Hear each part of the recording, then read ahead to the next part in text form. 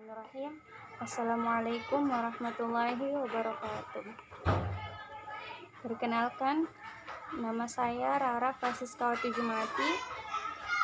Saya mahasiswi dari Institut Agama Islam Negeri Sultan Amai Gorontalo, jurusan Pendidikan Islam Anak Usia Dini semester 2. Toib, pada kali ini saya akan menjelaskan tentang materi yang ditugaskan kepada saya dengan judul pendekatan pembelajaran anak usia dini.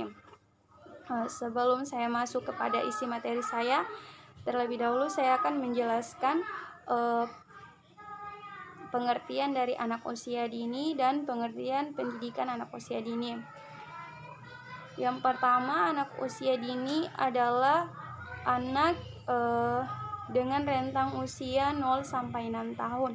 Maka itu disebut dengan anak usia dini. Pada hakikatnya anak usia dini ialah individu yang unik, di mana mereka memiliki pola pertumbuhan dan perkembangan dalam aspek fisik, kognitif, sosio-emosional, kreativitas, bahasa, dan komunikasi yang khusus yang sesuai dengan tahapan yang sedang dilalui oleh anak tersebut. Sedangkan pengertian pendidikan anak usia dini adalah jenjang pendidikan sebelum pendidikan dasar yang merupakan suatu upaya pembinaan yang ditujukan bagi anak sejak lahir sampai dengan rentang usia 6 tahun. Maka itu disebut dengan pendidikan anak usia dini.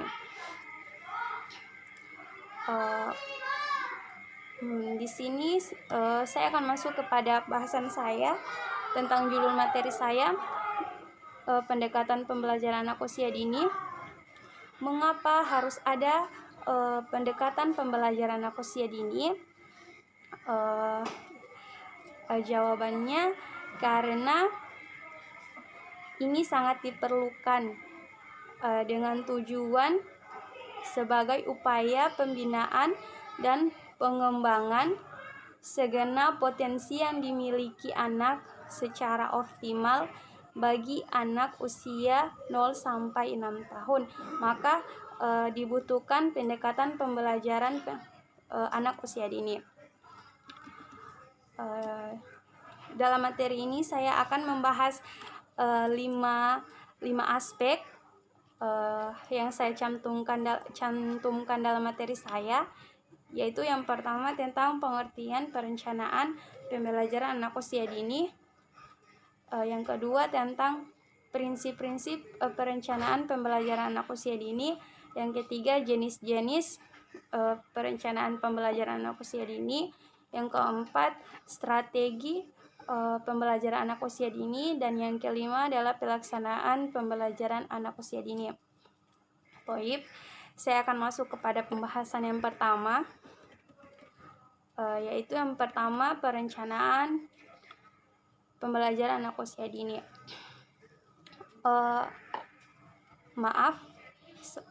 Maksud saya pengertian perencanaan pembelajaran anak usia dini.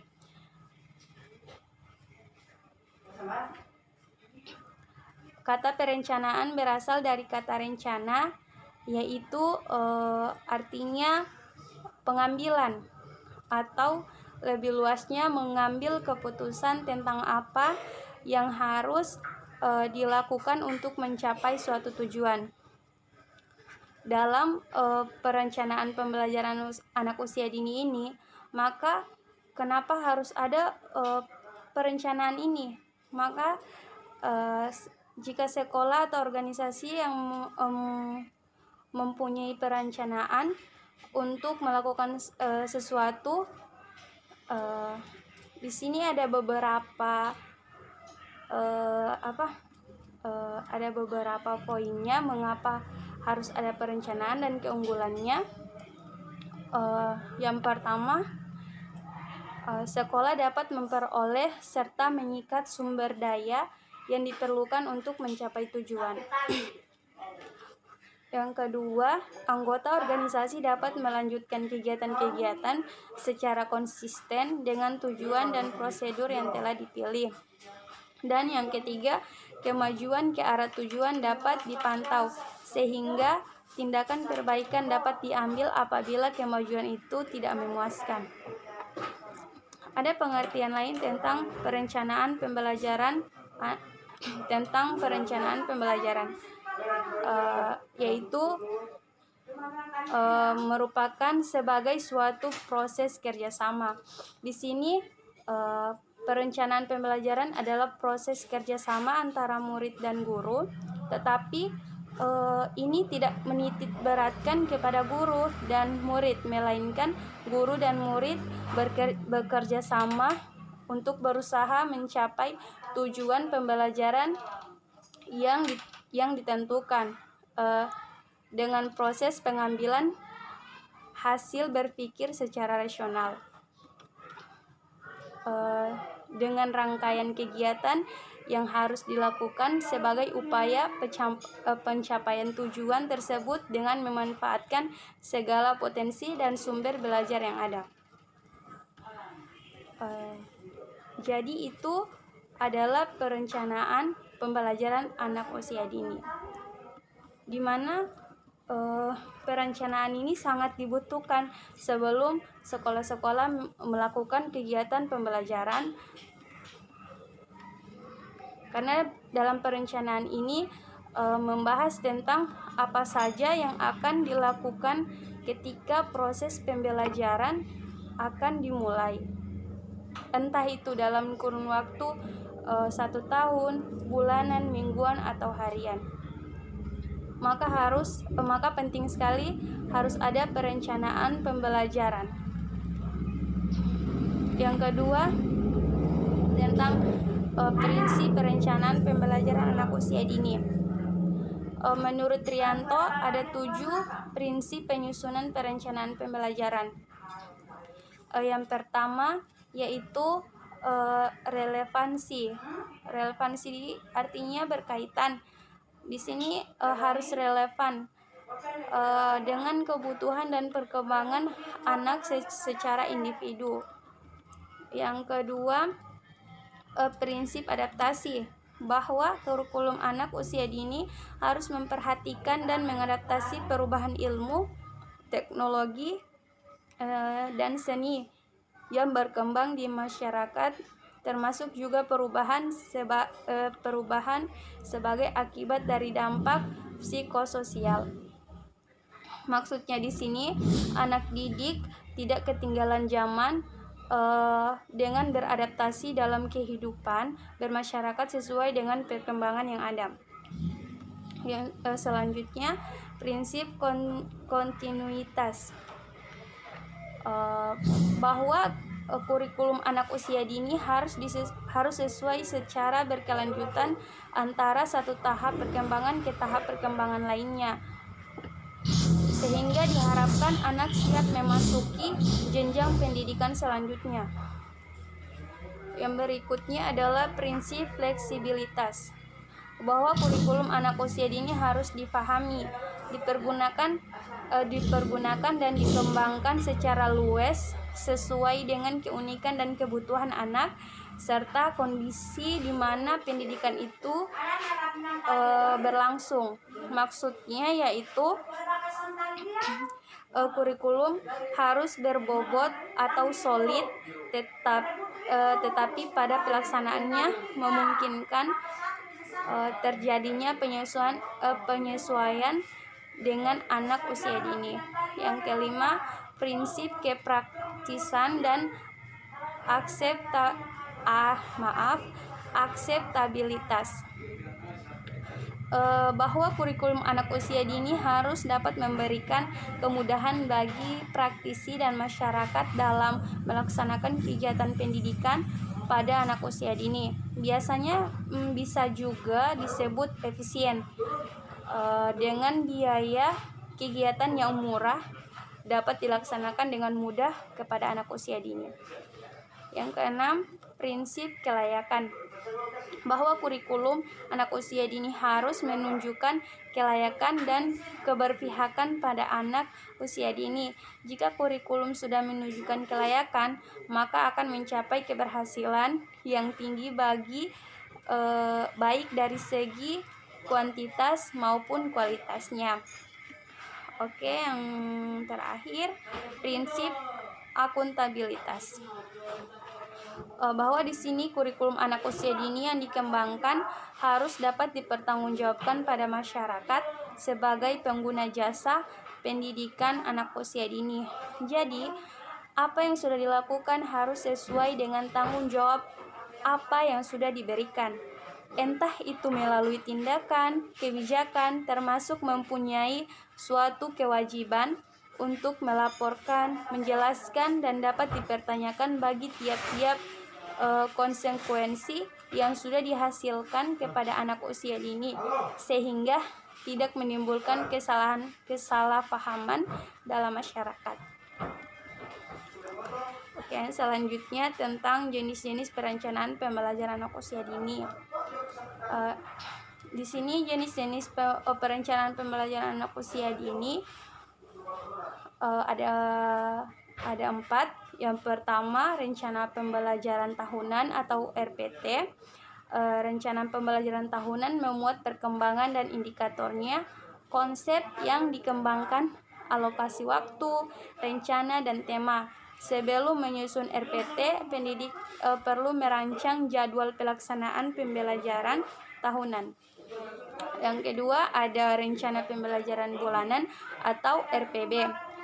Setelah rencana pembelajaran tahunan dibuat, langkah selanjutnya adalah dengan membuat rencana pembelajaran bulanan, yaitu RPB. Di dalamnya di RPB ini memuat indikator, konsep, tema, dan kosakata. Yang berikutnya, yang ketiga, ialah ada rencana pembelajaran mingguan atau RPM. Rencana atau program pelaksanaan mingguan merupakan penjabaran dari rencana kegiatan bulanan. Rencana program pelaksanaan mingguan ini dapat digunakan sebagai acuan dan penyusunan rencana pembelajaran harian. Oke, yang keempat, yang terakhir, rencana pembelajaran harian. Rencana atau program pelaksanaan harian ini merupakan penjabaran dari rencana program pelaksanaan mingguan. Rencana program pelaksanaan harian selain satu topik yang dibahas pada hari Sabtu, juga berisi kegiatan main apa yang akan disiapkan untuk anak dalam mencapai tujuan yang diharapkan. Rencana program pelaksanaan harian dapat diulang-ulang untuk beberapa hari pembelajaran. Selanjutnya, yang keempat, ada strategi pembelajaran anak usia dini. Strategi pembelajaran anak usia dini adalah pola umum perbuatan guru dan murid dalam mewujudkan kegiatan belajar mengajar. Strategi pembelajaran ini adalah mengajar. Strategi pembelajaran adalah segala usaha guru untuk menerapkan berbagai metode pembelajaran dalam mencapai tujuan yang diharapkan. Dengan demikian, strategi pembelajaran dapat diartikan sebagai strategi pembelajaran yang menekankan kepada bagaimana aktivitas guru mengajar dan aktivitas anak didik yang belajar. Di sini ada beberapa kriteria atau karakter yang penting untuk menjadi pertimbangan guru dalam memilih strategi pembelajaran, yaitu yang pertama, karakteristik tujuan pembelajaran. Yang kedua, karakteristik anak sebagai peserta didik, baik usianya maupun kemampuannya. Yang ketiga, karakteristik tempat yang akan digunakan untuk kegiatan belajar. Apakah kegiatan belajar akan dilakukan di luar atau di dalam ruangan?